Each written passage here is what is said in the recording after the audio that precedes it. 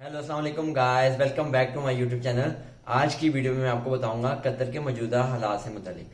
तो गाइस चलते हैं वीडियो की तरफ बढ़ते हैं। तो सबसे पहले मैं आपको बताता हूं कि कतर के मौजूदा हालात क्या हैं, इस वक्त जॉब्स की क्या कंडीशन है, फीफा वर्ल्ड कप के बाद क्या क्या जॉब्स की नेचर्स मिल रही हैं, किस नेचर की जॉब्स मिल रही हैं अभी।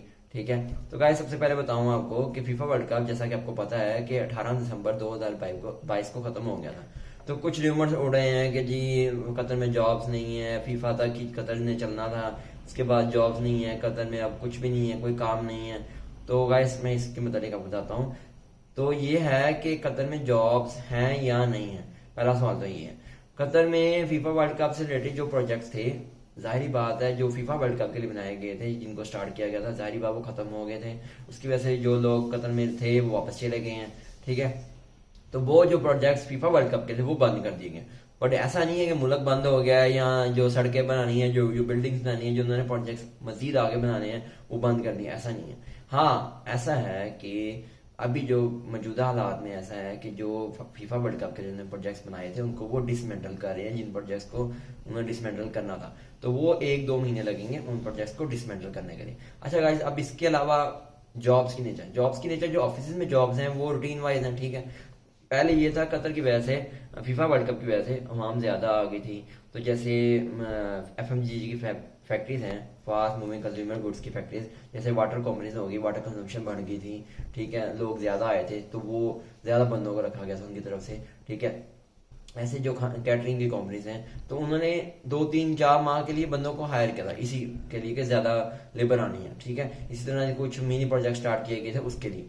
तो वो तो खत्म हो गया। अब जॉब्स की तरफ सबसे पहले तो मैं आपको रिकमेंड करूंगा कोई भी बंदा विजिट वीजा पे जॉब सर्चिंग के लिए ना जाए। क्यों ना जाए, उसका मसला क्या है।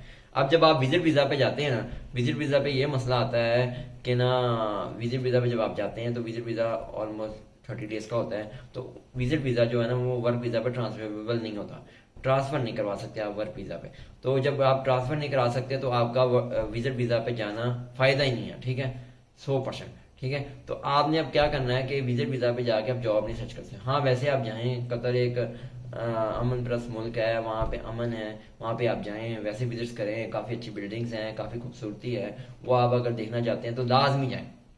पर अगर आप इसलिए जाना चाहते हैं कि आपको विजिट वीजा पे जाके जॉब मिले तो ये हमाकत हरकत है। ठीक है, अहमकाना हरकत हम इसको कहेंगे कि आप एक अहमकाना हरकत करेंगे। ठीक है, इसके अलावा आप दूसरी तरफ आते हैं आज़ाद वीज़ा पे।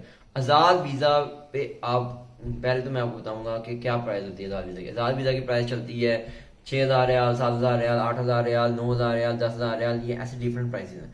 कुछ एजेंट्स के थ्रू डिफरेंट डिफरेंट प्राइस हैं। अच्छा, मुझे अब एक केस सुनने को आया कि एक बंदा मुझे कल रब्ता किया कि जी हमारे साथ ना, हमें एक बंदा कहता है जी मैं वहाँ पे आपको पुलिस की जॉब करवा दूंगा। ठीक है, 20,000 रियाल लूंगा आपसे, तो आपको मैं ना वहाँ पे जाके पुलिस की जॉब भी करवा दूंगा। पहली बात तो आज़ाद वीज़ा कुछ नहीं होता, ये वर्क वीज़ा ही होता है। ये किसी कफील से खरीदा जाता है, उस कफील से ये एग्रीमेंट किया जाता है कि आप हमें काम नहीं देंगे, बस हमें आपका वीज़ा चाहिए आपके थ्रू। ठीक है, आपकी कंपनी में बंदा काम नहीं करेगा, वो किसी और कंपनी में काम करेगा, साथ में उसको NOC दिया जाता है। NOC होता है नो ऑब्जेक्शन सर्टिफिकेट, बस वो दे दिया जाता है। वो जहाँ मर्जी काम करे, उसका दिल करे जहाँ मर्जी काम करे।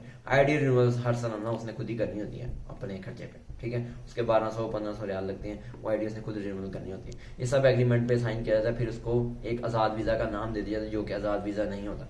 अच्छा, अब आज़ाद वीज़ा पे आना चाहिए कतर या नहीं, ये सवाल है। आज़ाद वीज़ा पे कतर आना भी एक अहम काना हरकत होगी। अहम काना हरकत इस लिहाज से कि भी आजकल जॉब्स नहीं है कतर में, 2-3-4 माह जॉब्स नहीं है, बल्कि कतर इतना छोटा मुल्क है कि आप आज़ाद वीज़ा पे जाके अगर जॉब सर्च करेंगे तो मैं इसको 90% लोग बेरोजगार बैठे हैं। अच्छा, अब जो रूमर्स की बात कर रहा था मैं शुरू में कि कतर में जॉब्स हैं या नहीं। अच्छा, कतर में जो लोग जॉब्स पे लगे हैं वो तो कहते हैं कि कतर बहुत अच्छा मुल्क है, उस जैसा मुल्क है ही नहीं, क्योंकि वो यहीं से जॉब के ऊपर ही गए थे, यहीं से कंपनी की तरफ से गए थे।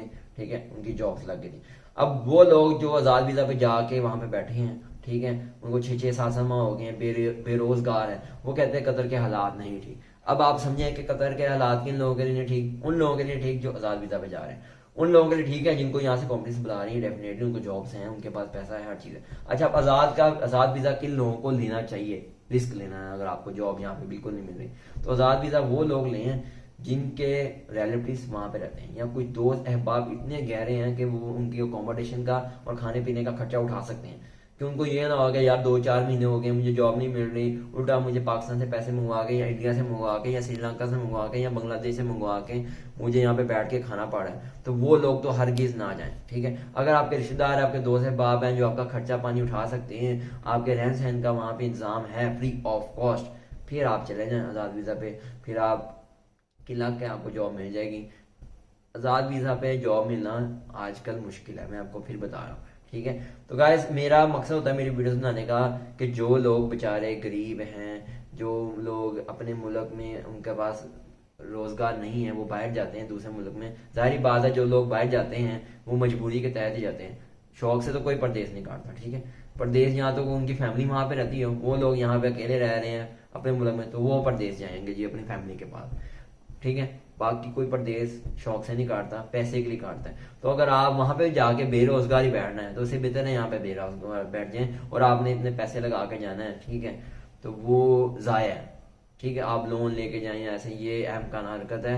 तो आप ऑनलाइन अप्लाई करें, ऑनलाइन। अब मैं आपको एप्लीकेशन बताता हूँ जिनके थ्रू आप जॉब्स के लिए अप्लाई कर सकते हैं। मैंने वैसे अपनी पिछली वीडियो में बताया था, bear.com है, linkedin.com है, नौकरी गल्फ है, इन सब के ऊपर अपनी बेहतरीन प्रोफाइल बनाएं। पर खुदा रहा सीवीज को बेहतर करें, ऊपर ये ना लिखना शुरू कर दें जी मेरा पासपोर्ट नंबर ये है, मेरा नाम ये है, मेरा ये है। पहले पर्सनल इन्फॉर्मेशन देना शुरू कर देते हैं, मेरा मोहल्ला ये है, मैं सिंगल हूँ, मैं मैरिड हूँ। ये चीजें एंड पे, पहले अपनी प्रोफेशनल लाइफ को दें, अपने गोल्स के, आपने क्या क्या अचीव किया है पहले, ये आपकी फ्रंट टिप्स पे होना चाहिए, ऊपर होना चाहिए कि आपकी ये क्वालिफिकेशंस हैं, ठीक है। उसके बाद आप ये आपने लाइफ में गोल अचीवमेंट की हैं, ठीक है, ये काम आप जानते हैं, पहले उनको बताएं। ये चीजें बाद में नीचे लेके आए। आपकी सीवी शुरू होती है जी नाम, पता, एड्रेस, फलाना, धमकाना, नंबर, फलाना, बस अपना मोबाइल नंबर दें ऊपर, ठीक है, और अपना नाम दें, और उसके बाद अपना प्रोफेशनल सीवी को स्टार्ट कर दें।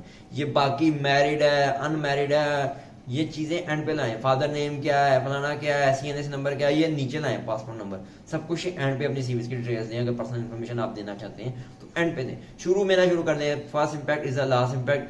आपका अगर फर्स्ट इंप्रेशन सीवी पढ़ने वाले का अच्छा होगा, उसमें आपने प्रोफेशनली सीवी बनाई होगी, तो ही वो आपको सिलेक्ट करेगा, हाँ भी वाकई इस बंदे में कोई दम है। अगर आप शुरू में ये अपनी जैम बैच है शुरू कर देंगे, अपनी पर्सनल इन्फॉर्मेशन बतानी शुरू कर देंगे, वो उसमें इंटरेस्टेड नहीं है, उसको इंटरेस्ट किस लिए लेना है, उसने आपको जो जॉब नेचर के लिए बंदा चाहिए, उसने आपको वो देखना है। तो फ्रंट लाइन पे आपका वो होना चाहिए, आपकी एक्सपर्टीज होनी चाहिए, ठीक है। जिनमें आप एक्सपर्ट हैं वो पहले आप लिखें, ठीक है।